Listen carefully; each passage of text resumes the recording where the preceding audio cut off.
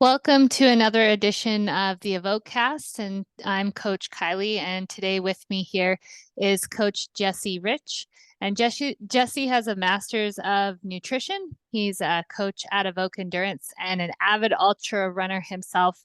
He's won the Wasatch 100 and competed in CCC and many other trail running races. So Jesse is joining us today to talk with me all things nutrition. And if you have any questions after this podcast, feel free to send them our way via email or DM on our Instagrams.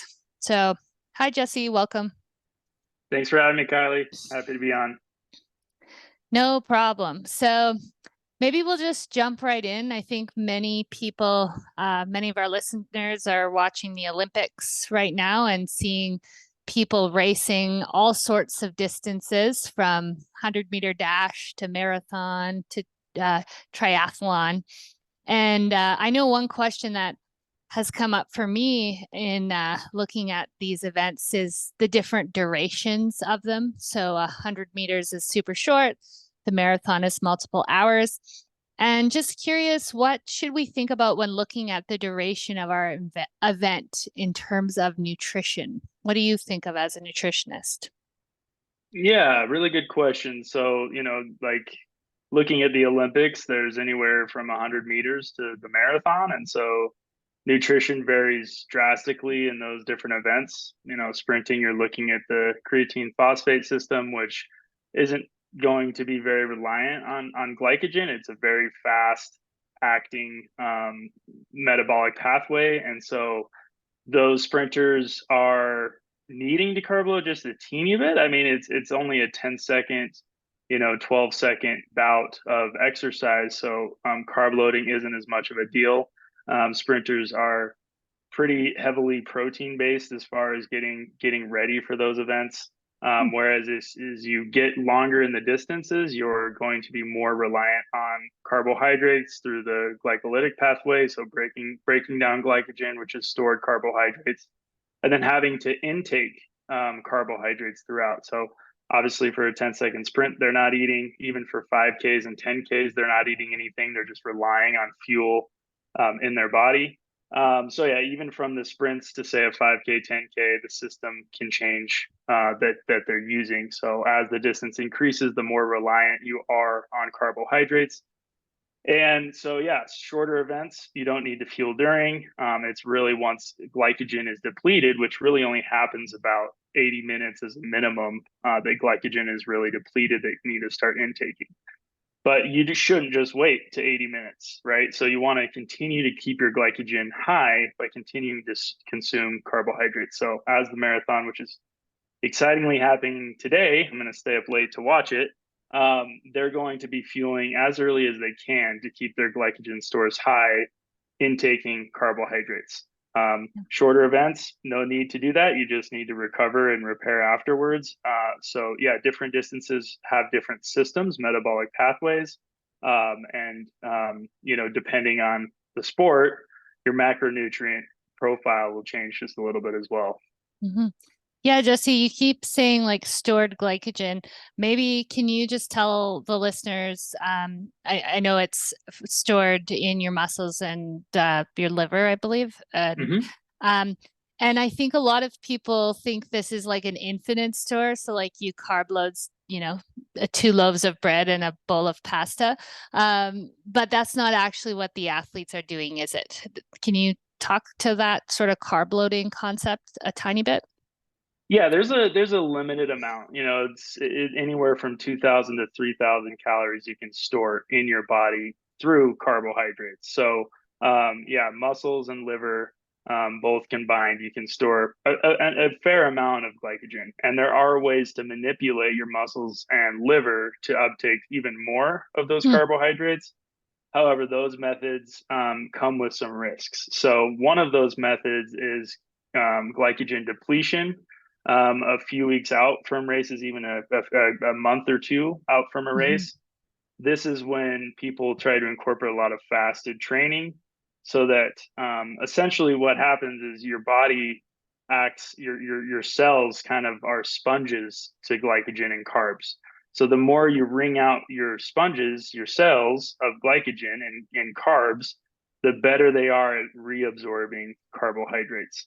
So when you deplete yourself of carbs, your body uptakes those carbs more efficiently. And so this depletion strategy was used a lot in like the 80s. But because you're not training as hard in those depleted states and not pushing yourself as hard as you would during workouts, you don't see that happening quite as much, this carb Hmm. depletion, because really you're only able to increase your glycogen stores so much. So it's really not worth the risk. It looks like for most elite runners nowadays, but that is a tactic that people have used. But yeah, there is a finite amount. The Hmm. amount of exercise you do is the number one indicator of your ability to store carbs. And then manipulating that a bit further through this depletion and repletion kind of phase can be helpful, but also comes with risks. So yeah, it's not infinite, and really Hmm. you can't rely on it for more. You shouldn't rely on it more for more than like 80 minutes. So Okay. Yeah. yeah. Yeah. So moving into that duration, a lot of our clients and followers are endurance athletes. So events over 2 hours. Um, it's been thrown around a lot that and generally accepted that 60 to 90 grams per hour based on your body weight has been something people have arrived at for endurance training. But recently, a number of studies have been released that have been talking about people intaking carbs as much as 90 to 100 grams per hour. What's your thought on this kind of in vogue nutrition theory? And is this applicable to, our listeners and the general public? What have you found on this, Jesse? Yeah, great question. From what I've researched and learned about through the years, I think carbohydrate recommendations for people outside of exercise can be based on weight. Inside exercise, I question that because Mhm. if you look at some of the top ultra runners, let's say Kilian Jornet or Jim Walmsley, I would venture to guess those athletes are around the 130-pound range. Couldn't tell you in kilos what that is, but 130 pounds is very light, and yet these athletes are able to take in 100 to 120 grams of carbs per hour. So what I think the biggest influence is on how many carbs you can uptake per hour is your metabolism and how much you've trained your metabolism and the intensity at which you're exercising. So someone like those top athletes, they've developed their body physiologically to be able to handle that many carbs per hour. And so I don't think Mhm. it has as much to do with weight as it does experience and your metabolism. Because they're going so hard for so long, they can uptake those carbs. And there's actually transporters in your intestines that develop over time the more you ingest carbs during exercise. So you actually have these physiological adaptations that happen when you start training with carbs and you get more efficient at burning carbs. So someone who's just starting racing isn't going to metabolize 60 grams of carbs per hour nearly as well as someone that's been in the sport for 10 plus years. They just Mhm. haven't had those adaptations happen yet. And someone who is, say, wanting to race for fun and they're not necessarily pushing themselves and they're going at a perceived exertion that maybe, 4 or 5, that's not going to be burned. They're not going to be burning as many calories, yet they can't take any as much in per hour as someone who's just going extremely hard. So it depends on your objective of your race. If you're really pushing really hard, you can handle more carbs per hour. But then it's a double-edged sword too, because then you're more likely to have GI upset. But if you're going pretty slow and kind of taking an ultra as more of a hike event, your grams per hour are going to need to reduce just because you're not going to be able to efficiently metabolize those carbs going at a slower pace. Working with Mhm. mountaineers versus runners, I wouldn't Mhm. recommend same amount of carbohydrates per hour for that reason. Hmm. Yeah, I know it's a very common phenomenon in ultra running, long distance biking, any sort of super long events, the GI upset issue. So do you recommend people train with carbohydrate intake pretty much all the time, or how do you recommend people deal with that? Yeah, so depending on the person's experience, if they are just starting, I pretty much do recommend all the time as they're getting going, just so their body can get adapted to that. I think there are some benefits in approaching fat metabolism, and anywhere from an hour and a half to 2 hour runs for more experienced athletes, you really don't need much on board, and you can have some benefits from that. Anything above two for really experienced people, even though I do recommend for sure having food during that time. But the least experienced you are, the less able you are going to be to really burn fat really efficiently. So you're more likely to quote unquote bonk. Your body naturally at first doesn't like that transition from carbohydrates to fat, and so it kind of sets off this alarm system that, hey, we need to slow down. We don't have carbs on board. And so for those people just starting out, that transition, carbohydrates even for an hour run can be helpful. Mm-hmm. Yeah, I was going to ask you this question later, but I'll jump into it now because it's kind of along those lines. On the flip side, we see, some Kilian Jornet and some other mountaineers and famous names who go on these big FKTs and stuff and claim they probably do just have a liter of water and two Snicker bars and things. Is this the fat adaptation that you're talking about? So they've burned through likely their stored glycogen and now or most of it, and they're burning fat? Or can you walk us through what's happening there a little bit? Yeah, so what I think most people misunderstand about those type of athletes is the number one thing you can do to improve fat metabolism is exercise at aerobic levels. So easy exercise is going to improve your fat metabolism way more than diet would. Okay, so regardless if those guys aren't fueling or not, even if they're training a lot with carbs, if you took away the carbs, they would all do pretty well, because the reality is when you're training very hard, going back to glycogen, your glycogen is never fully repleted. It's kind of always lowered because you're training so frequently. And Mm-hmm. most people have a really hard time getting all the carbohydrates needed to replenish your glycogen all the time. So your body gets pretty used to that naturally to using fat as fuel. So if you get up and go on even an hour long fasted run, your glycogen's gone. That is helping your fat metabolism. You're developing those enzymes to burn that fat. So the training itself is number one.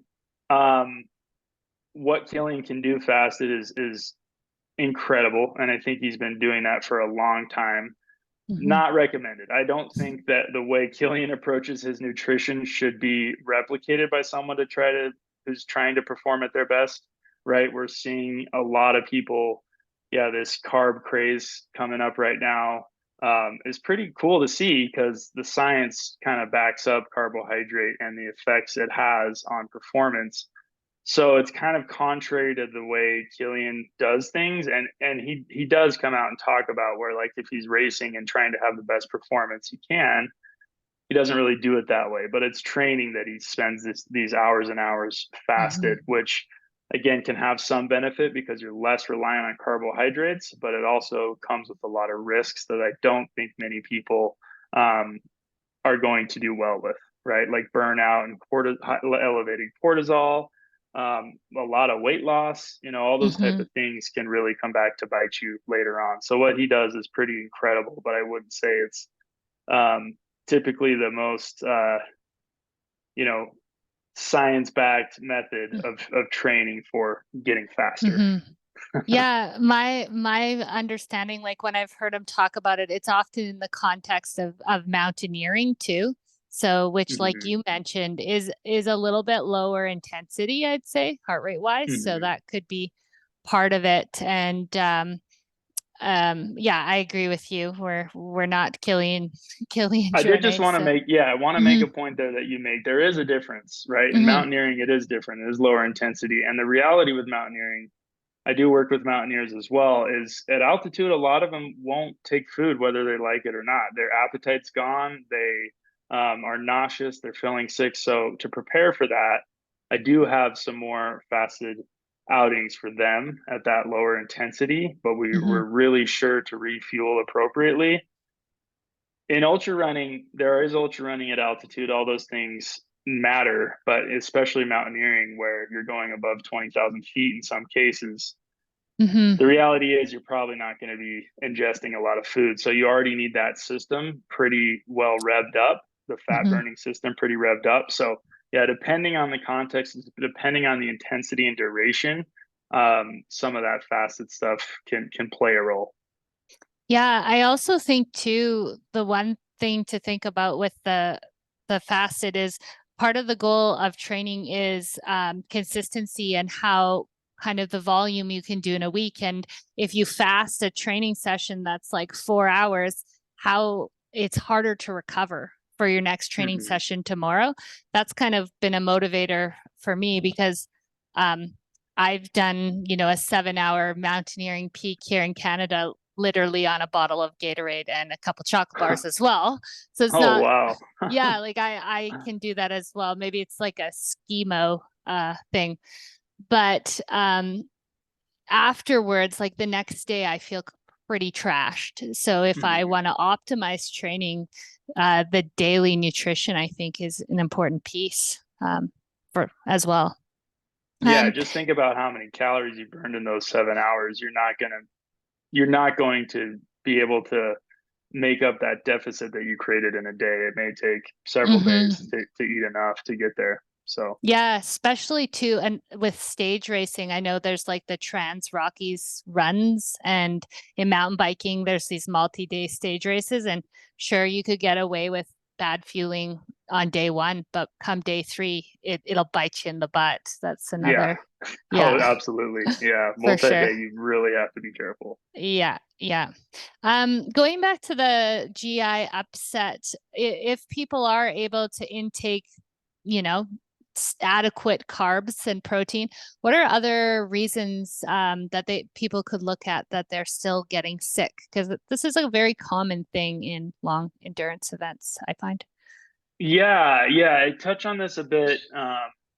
I host a podcast as well, and I talk about osmolarity a little, and that is something that I think is the number one reason why people are getting sick. So there has to be this really um, close to perfect balance between water, fluid in your blood, and nutrients. And so your blood needs to stay at this kind of similar viscosity throughout a race, or else you start to get a bit sick.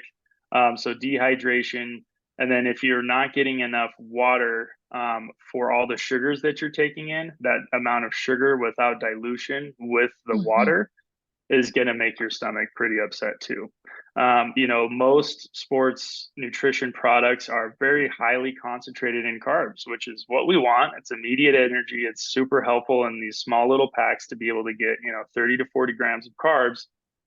But if you're not adequately hydrating with that amount of sugar, your body will want to kind of reset and say, "Hey, this is too much sugar in the system, and we need to reset by either throwing up or going out the other way." So you can get very sick in the sense of like not having the right balance of water, electrolytes, and energy coming in. So it's a Hmm. pretty delicate balance, and if you don't have that just right, it can be pretty hard. And what makes this even more tricky, like we were talking about before, grams of carbs per hour, water per hour, electrolytes per hour, those aren't just like generalized recommendations. Those end up being pretty individualized by the person. So, general recommendations you can get away with, but if you're trying to really perform your best, you need to fine tune those exact numbers to your personal needs. Hmm. So yeah, For blood's sure. flowing away from the stomach, heat, altitude, all those things are going to cause less blood in your digestive tract. So already digestion's compromised. And then you add on this, glorified candy and water and electrolytes on top of it. It's hard to not mess that up. Hmm. Yeah, for sure. And it's commonly seen in these endurance events. So something everyone's still trying to figure out. I in the Olympics I was watching the triathlon, and I'm Canadian. So one of the Canadians, he said he vomited like 10 times after the race to the water that they swallow as well. in the Oh, triathlon. right, right, Yeah, right. yeah, Yeah. yeah. Just like over drinking it. So it's interesting. Even the pros get sick still. So I mean, Hmm. it's Yeah. kind of hmm going keeping on the vein of water here. Obviously we all know water is important for exercise, blah blah blah. But just how important is water intake for our training and racing? Maybe you can talk about that a little bit. Yeah, again, if your blood is not the right viscosity, if it's not transporting nutrients the way it should, you're gonna start feeling a bit lethargic and fatigued. Your tendons, your joints, your muscles, they all need hydration as well. So you're more prone to injury if you're consistently dehydrated because you're just kind of drying out those tendons and muscles. Your heart function is really important for Mm, staying hydrated as well for that to function properly. There's a reason why our heart rate goes up in heat. yep. So yeah, all those things are factors and why it's so important to stay hydrated. It's sometimes I wonder which is more important, whether fuel or hydration, right? Some people put so much emphasis on carbs per hour, but forget about the amount of water they need to stay on top. And Hmm. most people I've noticed are usually um, under fueling and under hydrating as well with water. And so there is an upper limit. There are dangers to too much water. Hyponatremia is a thing, depleting your sodium stores, but for most people, they could usually use more. From all the testing I do with them, most people are under hydrating. So outside of performance, you got to think too. If you're sleeping 7 to 8 hours, every time you exhale, you're losing liquid. Hmm. You're losing your hydration. So if you're not properly hydrated before bed, you just get more hydrated by the time you wake up, and it's this perpetual issue of dehydration that people are starting to see, like decreases in performance by their day to day hydration. Yeah, this I'm curious. Have you ever seen or heard any studies on water adaptation, so to speak? Because some people seemingly can drink far less water and manage. Have you ever read anything on that, or is that just not a thing? I'm curious. I mean, it is a thing in the sense of Not heat not saying adaptation, we right? should do that, but Yeah. No, you uh, can. And like, yeah, yeah. you look at Killian, what he's able to do. He's definitely in some degree dehydrated, but his body's able to tolerate it for longer. Yeah, things like heat exposure can change the amount that you actually need to sweat. Like the more you're adapted to heat, the less you actually have to sweat. So you dehydrate less. And so those adaptations can definitely occur where you can retain more water throughout the day and exercise by training, exposing yourself to heat, sauna, outdoor Mhm. training.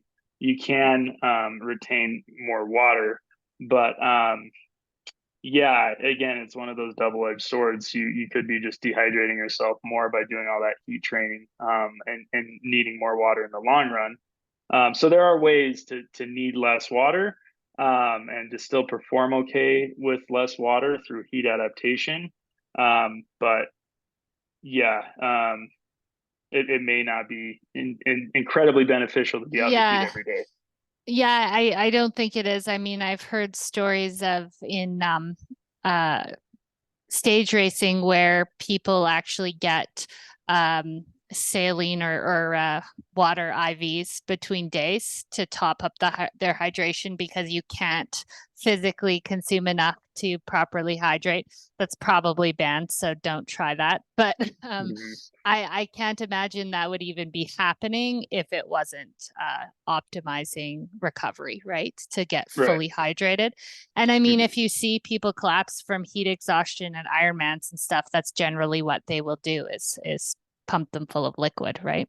So Yep. I guess case in point. Um, Yeah. yeah, we were talking about performance, kind of nutrition. And before I ask you a question about sort of daily fueling, um, I think everyone's carb obsessed and water. People are learning that. So nutrition world is educating well in that regard. Is Mhm. there other nutrients that that our listeners would be intrigued or should monitor in terms of racing nutrition, like maybe protein, other things that you want to mention? Yeah. I mean, protein's definitely up there. Protein is also, I don't think it ever died in the hype. Protein gets a lot of hype, and sometimes I do think it is overhyped in the quantities that's recommended.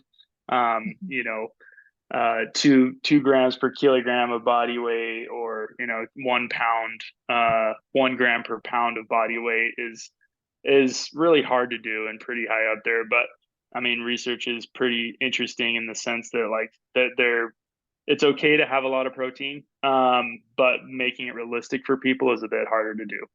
So Jesse, protein, is that a daily recommendation that you're kind of quoting there? Is that for yeah. people's day? Okay. Yeah, just to clarify. Per day, yeah, Yeah. and yeah, I mean, and for the most part, when I do start working with people, they do need more, but it depends on your goals, and is it hypertrophy? Are you trying to actually grow your muscle mass? Like, depending on your goals, endurance athletes do need a lot, but maybe not so much as someone who's a bodybuilder. So Hmm. again, it's specific to your needs. But yes, some people still need to work on their protein quite a bit.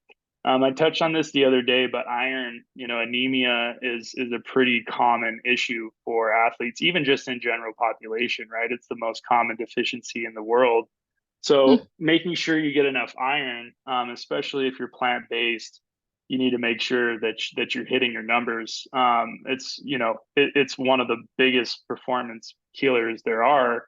If you're anemic, going back to blood and oxygen, Hmm. if you're not circulating oxygen efficiently, you're gonna feel terrible, and you could be training as hard as you want, but if you don't have enough iron to circulate enough oxygen, you're going to be feeling pretty weak, and Hmm. setting yourself up for illness as well. So yeah, checking your iron, and that's kind of what I like to do with people is I have them kind of track their food and see what their daily intake is.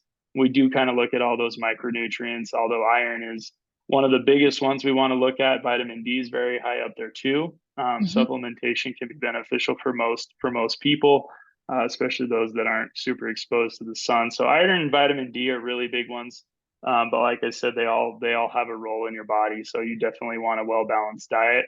Um, and so yeah, checking in with your iron. Sometimes even taking a blood test and making sure that you're okay. Even if we're looking at food and what you're intaking, people have different rates of absorption. It's person by person, and especially digestive diseases, they're going to have a harder time with iron absorption. So, getting a blood check, every 6 months to a year is always good to see where your values are. Hmm. Yeah, I know in Canada we have public health care, so you can go to your family physician and get like a blood test. But I know you're not supporting any of these companies, but where could you go to get a more performance orientated blood profile done? Yeah. I hope we never have a sponsor for by Inside Tracker, because Yeah. they definitely are overkill and way too expensive for most Okay. people.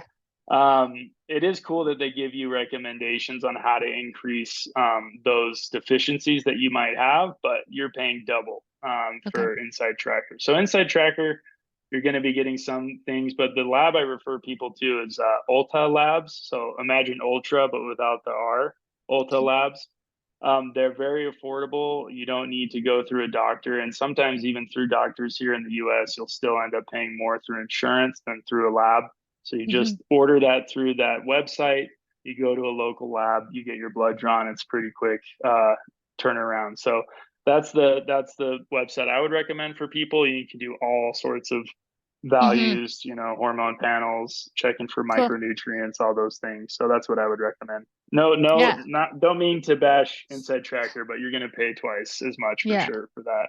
No, fair enough. And just so people know, we have no affiliation with any of these companies. I just asked Yeah, I because don't either. Yeah. as an athlete myself, I've thought of it because even in Canada, getting blood tests is free, but it's for if you have like a medical condition, right? Like Right. they need Hmm. to test for X. But if you want to just optimize, that's not preventative health isn't as emphasized kind of maybe across the world still.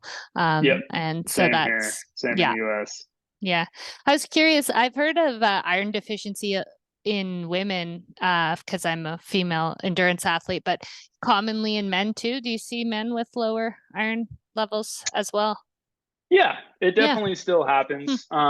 So yeah, because we're sweating and losing iron through sweat, and interestingly enough, especially with runners, because we're pounding our feet on the pavement or trail pretty hard, Hmm. we actually break red blood cells. So we require more production of red blood cells, meaning more iron. So we do lose iron as well as men, not as much as women would. Yeah. Again, going back to digestive disorders too, those are people that I definitely see iron deficiency even in males. But yeah, it's much more prevalent in women. Nice. Yeah. So going back to the daily fueling question, you've worked with hundreds of clients with nutrition athletes, and just wondering if you could give us three of the most common mistakes that you see. You've said it 1,000 times to every single person almost. Maybe things Yeah, our listeners could take that in their daily fueling. Hmm. yeah. Eat more. A lot of the time, people are under fueling, and surprisingly, when you under fuel, you can potentially lose muscle mass, which slows your metabolism, and people can even um, end up, yeah, losing muscle and performance drastically by just under fueling a little bit each and every day. And then the next, so that's number one. Number two would be eating enough and drinking enough during your outings. Hmm. That's something that took me a very long time to learn. I've been running 10 plus years now, and I feel like just the last 2 years, I'm finally catching my stride with like being good about fueling. And, I think uh, myself and probably some other athletes are potentially feeling that that's a weakness to fuel properly and to really take care of yourself during races, and you're not as tough and things like that. That's definitely something I've had to work through. And yeah, with these kind of clashing philosophies with fasting, it can be hard to know what's right. But yeah, fueling enough for races is huge. And then third would just be like, yeah, looking at your micronutrients, Hmm. seeing how well rounded your diet is. Unfortunately, most people, when they start with me, they're missing in some aspects, and it is really hard to hit 100% of all your needs every single day. But there are Hmm. ways of doing it, and making sure that you can hit your micronutrients effectively every single day. As athletes, we need more than the recommended daily allowance. So it's Hmm. not like that's even enough. If we see 100% on our diary, we could probably do, depending on the nutrient, 110, 120% of the recommended daily allowance, because we're going through those nutrients a bit more. So especially important to look at deficiencies, and they may not manifest in many ways, but over time, over years, it definitely can cause problems. So eating enough day to day, eating enough during your activity, and then also like really looking at micronutrients. There's a huge emphasis on macronutrients, which is important too, protein, carbs, and fat, but don't forget about the vitamins and minerals as well. Mm-hmm. Yeah, what would you, because I've heard this before that a lot of athletes don't eat enough. What would you say to clients or to listeners who have fear surrounding that in terms of their healthy body weight or maybe a little overweight, but they're under fueling?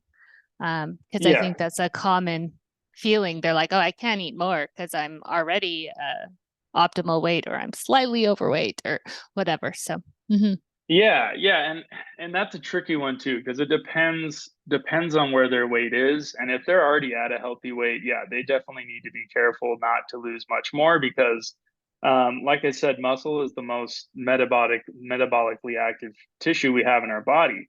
It's one of the like strongest correlations between our longevity is having muscle mass. So mhm, too much of a deficit, our muscles don't get what they need. They start to get smaller, and we start to get weaker.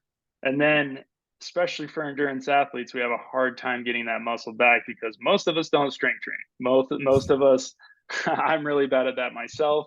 And so I do my best to try to maintain, because once you start losing muscle mass, unless you're really strength training and focusing on getting it back, it's going to be harder and harder. And so Mhm. try to think of yourself as, you're nourishing yourself, you're helping your performance by eating enough, you're thinking about the longevity of your performances in the sport.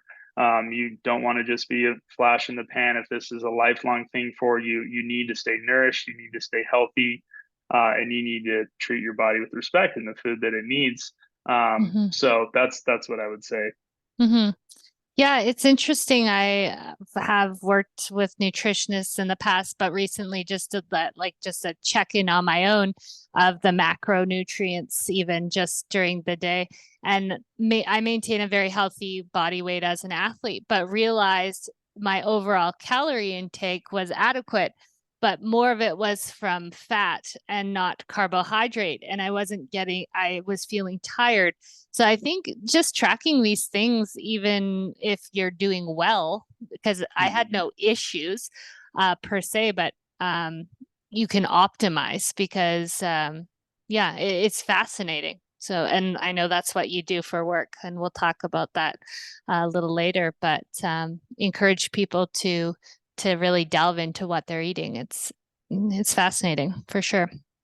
Um, and then what would be three common mistakes that you see your clients make in terms of your training, fueling during training? So not daily life, but maybe on their long runs and such. We touched on some of this, so you could probably, you know, Well, just yeah, go just quick. just a quick one there is, Hmm. you don't just take normal snacks for running. A lot of people start out with like trail mix and beef jerky and things like this. But the most important thing is to think about carbohydrates per hour, not calories per hour. So when Hmm. people come to me and they're starting out, they're just thinking of like, yeah, what are like trail snacks I can take on a run? But if you look at beef jerky, if you look at trail mix, those are mostly fat dominant options, and they just don't have a lot of carbohydrates. So the first thing that people are doing wrong is, and this takes time for people to understand, like it's okay to have processed sugar when you're working out, right? People want Hmm. whole foods, natural foods. Outside of training, absolutely. That's what you should be eating. But inside of training, if you're trying to perform at your best, you're probably not going to do your best unless you incorporate these very high concentration carbohydrates. So I kind of work with people in being okay with gels and Hmm. liquid calories, and the fact that it really is just sugar and electrolyte powder that you put in water. It can be Hmm. hard for people to understand that this is actually okay for me at this time during exercise, and that this trail mix and beef jerky has a time and a place for hiking and stuff. But if you're trying to really push yourself, you need to measure the carbohydrates per hour and not just think calories per hour. If that makes sense. Hmm. Hmm. Yeah, Jesse, the beef jerky made me think of one of my first skimo races. I was skiing with one of my teammates, and we were both really green. And at the transition, she pulled out a sausage stick, and I was like, "What the heck?" And when people fuel on like a piece of beef jerky, or maybe a handful of almonds in an ultra run, um, where's that energy going? It's primarily fat and protein. Will it kick in long term? Like, is it sitting in your stomach? Like, what's happening there with that nutrient? Yeah, so fat and protein does have a place in ultras, protein more than fat. I would say fat is the least important macronutrient during an event. I mean, you're going to get a lot of pushback in people in the keto high fat camp who are very predominantly high fat, but most of the time, fat is pretty hard on the stomach, especially while exercising. It Hmm. takes more time to get out of the stomach. It slows gastric emptying. And so if you're mixing carbs with that fat, carbs are meant to kind of go through your system very quickly. And with combining fat, it's not able to do so. And so it kind of gets backed up, and you start to get pretty sick if you have too much fat during hard efforts. So the Hmm. number one reason fat is problematic is it's going to slow digestion, and we don't want to slow digestion if we're working really hard. And two, it's just not the energy source we predominantly need. We want fast, immediate energy right away, and fat will give us calories. It'll provide energy, but yeah, it takes a while to metabolize and actually get those calories. And it's just Hmm. going to be kind of slow drip energy instead of this rapid energy we get from carbohydrates. Yeah, for sure. I agree with you. Like I eat candy and other quick sugars, and mostly only when training, but Hmm. that is what my body it thrives on it, actually. It's Hmm. fascinating versus Yeah. even some people can handle like a baby food or those kind of quick sugars too, but then you're delving into fiber, so that's a personal thing.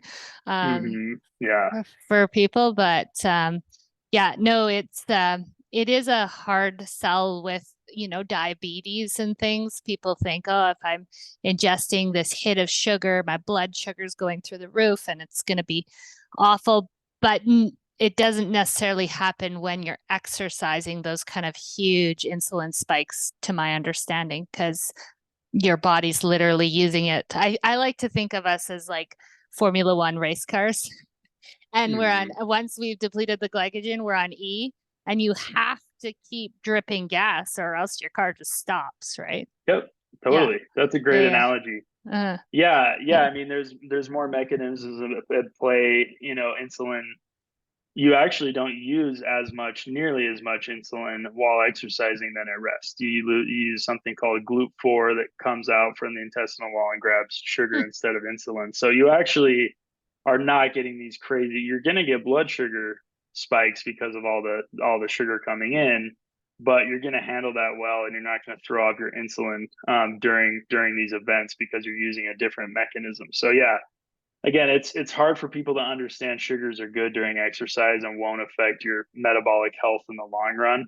Hmm. Um, so yeah, takes time for people to get that. And yeah, I mean, it's everybody's different, and like it depends on the goals. Again, if you're doing Mount Everest and you're having almonds and you're having those type of snacks and a sausage, probably more reasonable, right? Hmm. But if you're trying to do a half marathon or even a marathon or 50K, you're probably not going to feel too great eating those Hmm. kind of foods.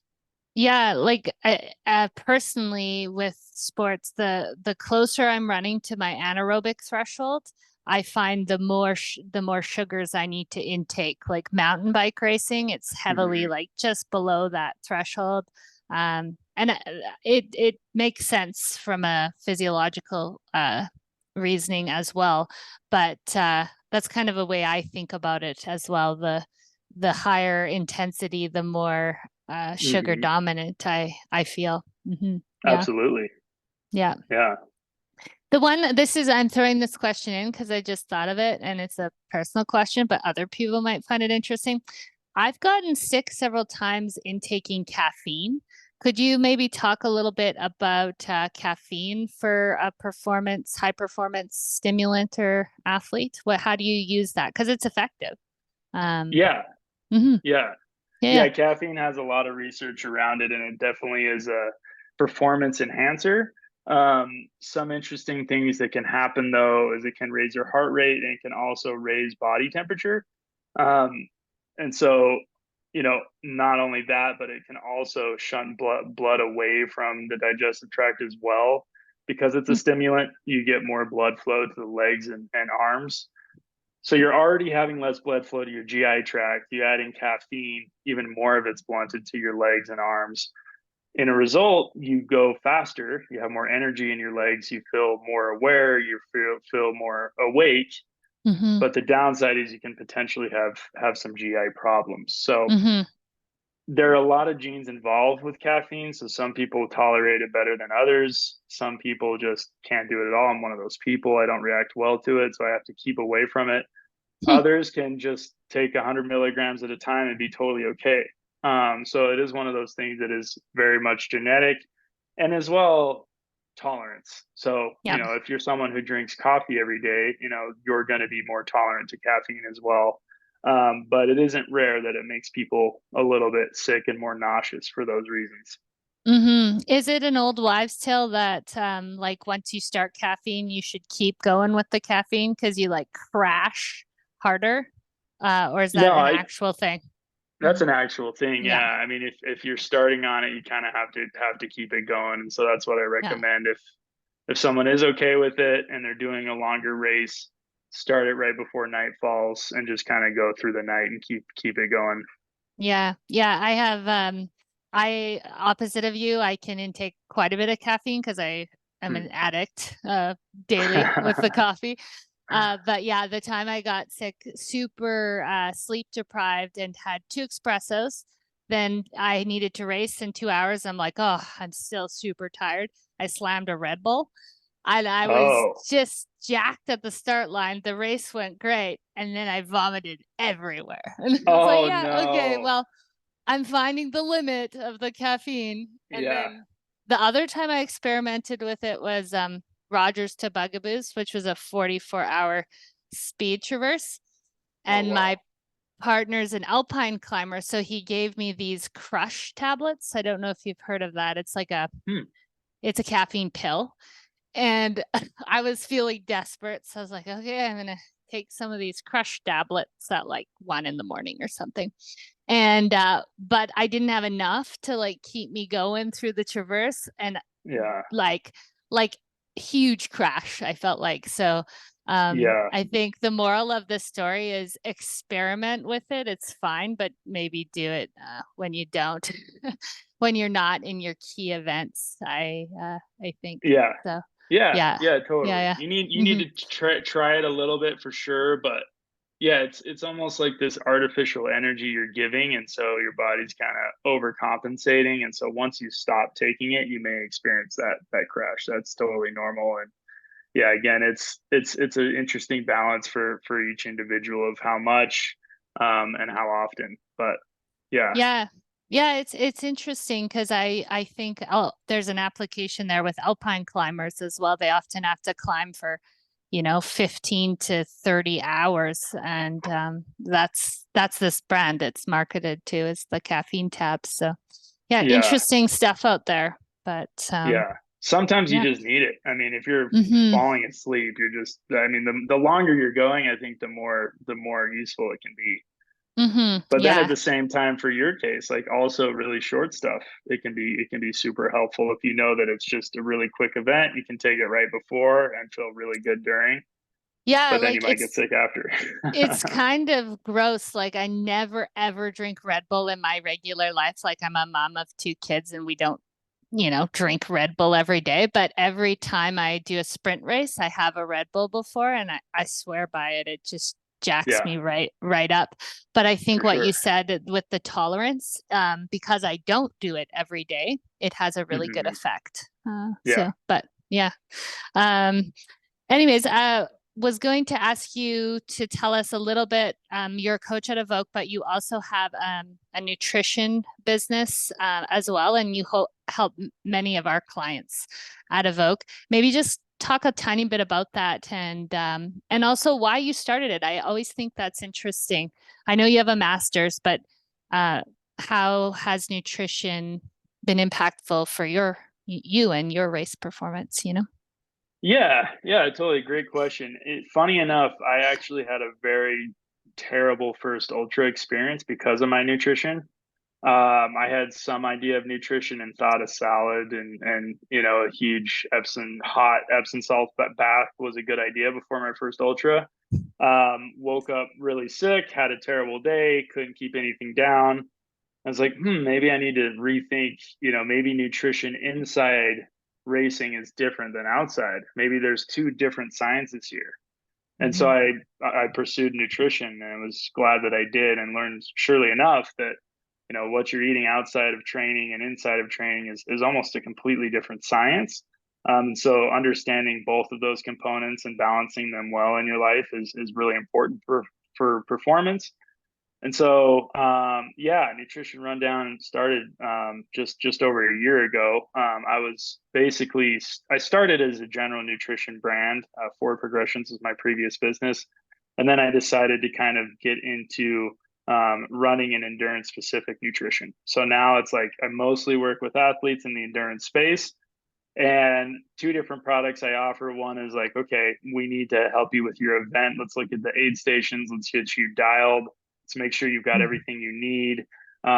It's very complex. It's way different than just a marathon. You need to really dial things in. And so using a spreadsheet, I just really work everything out with that person so they have a plan going into a race. So that's the first option. And the second option is where I really look at your daily nutrition. I think both of those are really important. So, like we were talking about before, I do have people tracked through an app that I use, and then I get to see what their daily intake looks like.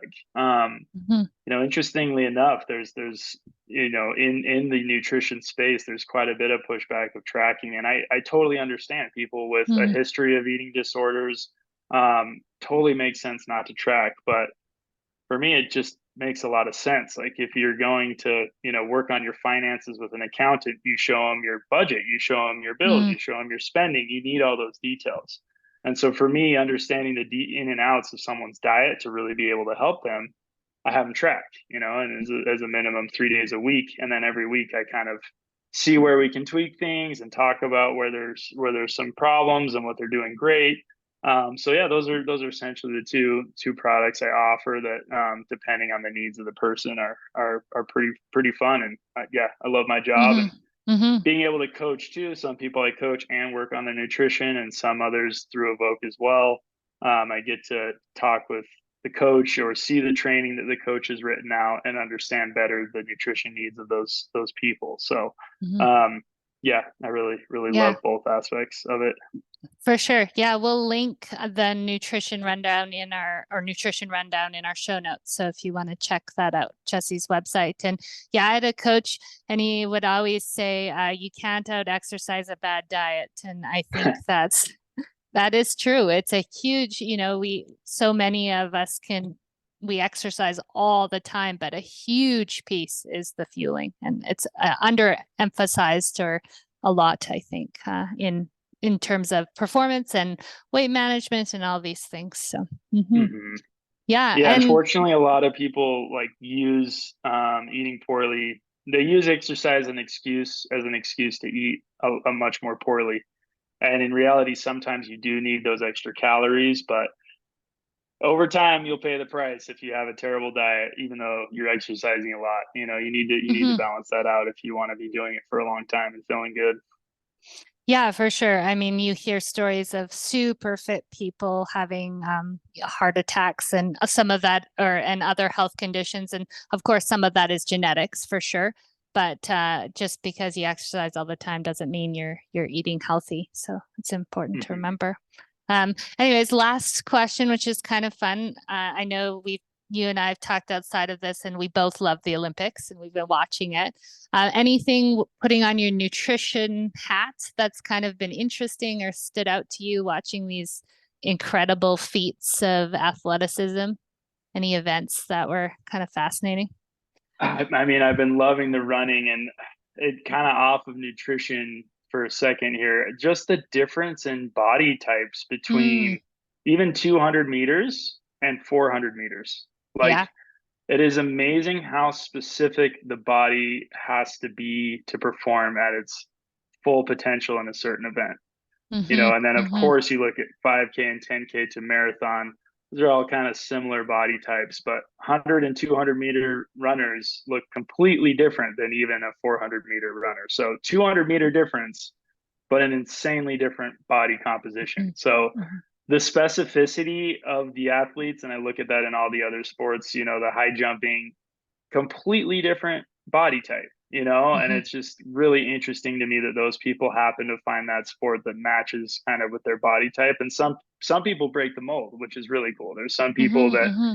may not be as tall and a really good basketball player, and they don't let their body type necessarily stop them from being the greatest they can be in that sport. And on the nutrition side, there has been some like documenting what they eat and things like this. And, although we did talk about like you do need to be careful with your diet, you shouldn't just be off the rails all the time.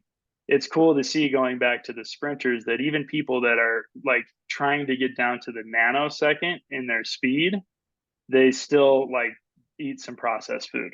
You know what I mean? Like they Mm-hmm. show them eating like a croissant and things like that, and it's like the obsession that's going around in the diet culture of restricting food and only eating certain, like you can never eat processed food and it has to be clean all the time and it has to be Mm-hmm. perfect. And Mm-hmm. no offense, but a lot of these people circulating that information are not even close to high level athletes. They're Mm-hmm. just kind of obsessive people trying to sell something to you and tell you that this is the only way. You got to eat incredibly clean all the time.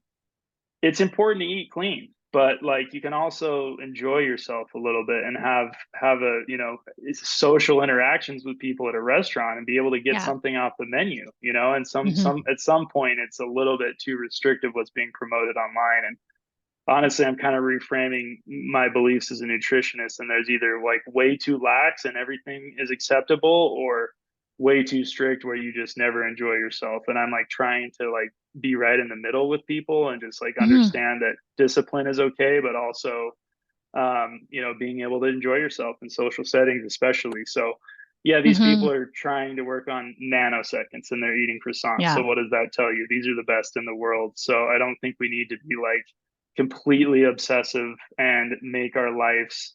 It's even a new medical diagnosis called orthorexia that's come out. I'm trying to remember the year, but it's pretty recent, in which Mm-hmm. people are overly obsessive about what they eat, that they just are a bit isolated because they can't Yeah. go out to restaurants or see friends.